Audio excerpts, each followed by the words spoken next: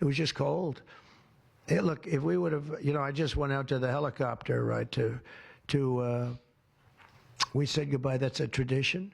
As long as before it used to be a stagecoach, and then helicopters came along. But that's been a tradition. You go out and you do that. And we stood there for 10 minutes, and I'll tell you what, people would not have been able to get through that day. That was cold. It was sort of interesting. Don't let the sun fool you.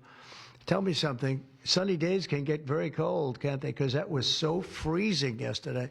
You couldn't have gotten through it. It would have been. And the answer is no, it wasn't security. With that being said, I thought the Capitol, the Rotunda, was beautiful. 72 degrees, unbelievable sound. It's like being in an opera house. I could see people wanting to do it there rather than outside. Why did you remove John Bolton's security clearance, sir? Because I think that was enough time. It's we take a job. You take a job. You want to do a job. We're not going to have security on people for the rest of their lives. Why should we? I thought he was a very dumb person, but I used him well because every time people saw me come into a meeting with John Bolton standing behind me, they thought that he'd attack them because he was a warmonger. He's the one that got us involved, along with Cheney and a couple of others, convinced Bush, which was a terrible decision, to blow up the Middle East. We blew up the Middle East and we left. We got nothing out of it except a lot of death. We killed a lot of people, and John Bolton was, one of those guys, a stupid guy. But no, you can't have that for life. You shouldn't expect it for life.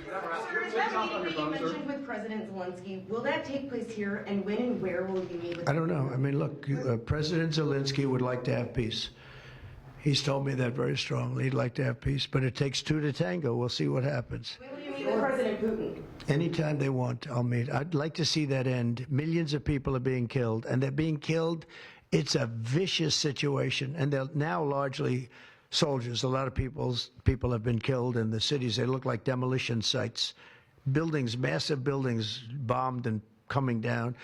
The thing with Ukraine is that many more people died than you're reporting. You're not reporting the real numbers, and I'm not blaming you for that. I'm blaming maybe our government for not wanting to release those numbers. Many more people died than what you know about. When those big buildings come down and they say 2 people were injured, no. Many people, thousands of people are being killed. But the real killing now is on the war front. It's a very flat land. And the only thing that stops a bullet is somebody's body. And you have young soldiers. So Russia's lost about 800,000 soldiers now. Ukraine's lost about 600 or 700,000. I think the numbers are low that they're giving out. But they've lost massive numbers of young soldiers. And that war should stop. It's very flat, it's beautiful farmland, and it's flat and really beautiful in a different kind of a way, but they don't have any protection.